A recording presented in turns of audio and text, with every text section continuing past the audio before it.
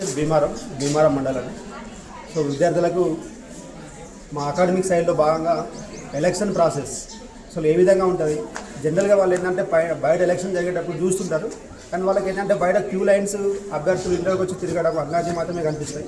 అసలు కంపార్ట్మెంట్ లోపల, polling station లోపల అసలు ఒక ఓటు హక్కు వినియోగించినటువంటి అభ్యర్థి కానీ, అలాగే ఓటు వేసే వాళ్ళు కానీ వాళ్ళు ఏ విధంగా ఇస్తారు అలాంటి విషయాలన్నీ వాళ్ళకి తెలియవు. జనరల్గా మనం ఓన్లీ బయట మాత్రం అబ్జర్వ్ చేస్తుంటాం. సో వాటిని పూర్తి స్థాయిలో అవేర్నెస్ ఇవ్వడానికి మేము ఈరోజు ఇక్కడ మాక్ పోలింగ్ నిర్వహించడం జరిగింది. అలాగే మన అందరికీ తెలిసి ఈ మధ్యనే జీపీ ఎలక్షన్స్ కూడా కంప్లీట్ అయిపోయినాయి.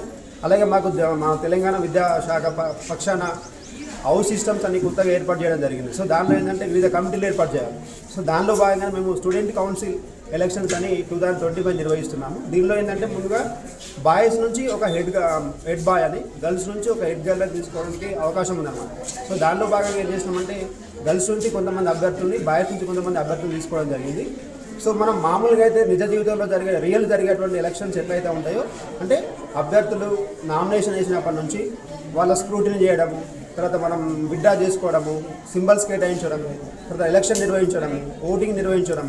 సో ఇవన్నీ కూడా ప్రతిదీ కూడా సేమ్ మామూలు జరిగే ఎలక్షన్కి అంటే భిన్నంగా కాకుండా సేమ్ 100% అదే విధాన్ని పాటిస్తూ ఇక్కడ నిర్వహిస్తున్నాం సార్.